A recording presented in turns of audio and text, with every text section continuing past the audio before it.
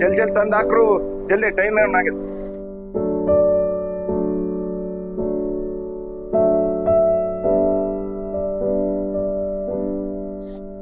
ಸೌಕರ್ಯ ನಮಸ್ಕಾರ ರೀ.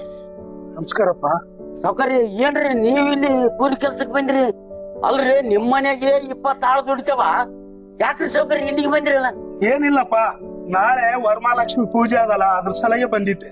ಅಲ್ರಿ ಸೌಕರ್ಯ, ನಾಳೆ ವರಮಹಾಲಕ್ಷ್ಮಿ ಪೂಜೆ ಇರೋದಕ್ಕ ನೀವು ಬಂದು ಇಲ್ಲಿ ಮಿಲ್ಲಿನಾಗ ತಗದ ಮಾಡೋದಕ್ಕ ಏನ್ರಿ? ನಿನ್ನೆ ಒಬ್ಬ ಪೂಜಾರಿ ಭೇಟಿಯಾಗಿದ್ದ, ಸ್ವಾಮೀಜಿ ಭೇಟಿಯಾಗಿ ಏನಂದ, ನೀನು ಸ್ವಂತ ನಿನ್ನ ಬೆವರು ಸುರಿಸಿ ದುಡ್ದಂತ ರೊಕ್ಕ ನೀನು ಪೂಜೆಗೆ ಇಡು ಅಂತ ಹೇಳ.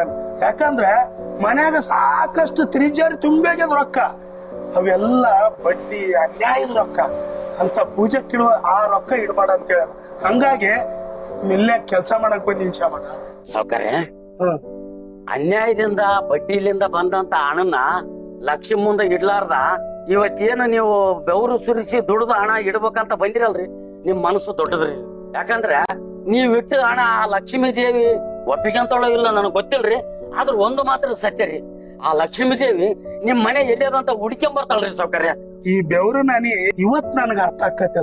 ಸಾಲ ಅಂತ ಕೊಡೋ ಬದ್ಲು ಸಹಾಯ ಅಂತ ಕೊಡ್ಬೇಕಂತ ಮಾಡೀನಿ. ಬರೇ ಮನಿ ಮನಿ ಮನಿ ಮನಿಯಿಂದ ಹೋದ್ರೆ ನಾವು ಮಾನವೀಯತೆ ಮರ್ತು ಬಿಡ್ತೀವಿ. ಮಾನವೀಯತೆ ಇದ್ರೆ ಆ ಮಹಾಲಕ್ಷ್ಮಿ ನಮ್ಮಿಂದನೇ ಬರ್ತಾಳೆ ಶ್ಯಾಮಣ್ಣ. ನಮ್ಮಂತ ಶ್ರೀಮಂತರ ಸತ್ರ ಅಲ್ಲಿಗೆ ಹೋಗೋದು, ನಿಮ್ಮಂತ ಬಡವ್ರ ಸತ್ರುನು ಆ ದೇವ್ರ ಅಲ್ಲಿಗೆ ಹೋಗೋದು. ಬಂದಾಗ ದೇವ್ರು ಇಷ್ಟೆಲ್ಲ ಗಳಿಸಿದ್ದೇನೆ, ಎಲ್ಲಿಟ್ಟೇನೆ, ಏನ್ ತಂದೇನೆ ಅಂತ ಅಂದ್ರ ನಾನ್ ಏನ್ ಉತ್ತರ ಕೊಡ್ಲಿ ಶ್ಯಾಮಣ್ಣ? ಬರೋದು ಜೀವನದಲ್ಲಿ ಎರಡೇ ಶ್ಯಾಮಣ್ಣ, ಒಂದು ಪಾಪ ಒಂದು ಪುಣ್ಯ. ಇವತ್ತಿನ ಕೂಲಿ ಇಸ್ಕೊಂಡ್ ನಡಿ. ಪೂಜಕ್ಕ ಸಾಮಾನು ಅದು ಒಯ್ಬೇಕಪ್ಪ, ಇವತ್ತಿನ ಕೂಲಿ ಕೊಡ್ರಿ. ನಿಮ್ಮಿಂದ ಸತ್ಯಾರ್ಥ ಆಯ್ತು. 500 ರೂಪಾಯಿ ಇಡು ದೇವ್ರ ಮುಂದೆ. ಅನ್ಯಾಯದ ದಾರಿಯಲ್ಲಿ ಸಂಪಾದಿಸಿದ ಸಂಪತ್ತು ಲಕ್ಷ್ಮಿಯ ಪಾದದ ಮುಂದೆ ಇಟ್ಟರೂ ಅದು ಪುಣ್ಯವಾಗುವುದಿಲ್ಲ. ಆದರೆ ಬೆವರಿನಿಂದ ದುಡಿದ 1 ರೂಪಾಯಿ, ಪ್ರಾಮಾಣಿಕತೆಯಿಂದ ಗಳಿಸಿದ ಒಂದು ತುತ್ತು ಅನ್ನ, ಅದೇ ನಿಜವಾದ ಲಕ್ಷ್ಮಿಯ ಆಶೀರ್ವಾದ. ನಾವು ಹೋಗುವಾಗ ನಮ್ಮ ಹಣವನ್ನು ಯಾರೂ ಕೇಳುವುದಿಲ್ಲ, ನಮ್ಮ ಆಸ್ತಿಯನ್ನು ಯಾರೂ ಹೊತ್ತುಕೊಂಡು ಹೋಗುವುದಿಲ್ಲ. ಆದರೆ ನಮ್ಮಿಂದ ಒಮ್ಮೆ ಸಹಾಯ ಪಡೆದವನ ಕಣ್ಣಲ್ಲಿ ಬಂದ ಆ ಕೃತಜ್ಞತೆಯ ಕಣ್ಣೀರು ನಮ್ಮ ಬದುಕಿನ ಕೊನೆಯವರೆಗೂ ನಮ್ಮನ್ನು ಹಿಂಬಾಲಿಸುವ ಆಶೀರ್ವಾದವಾಗಿರುತ್ತದೆ.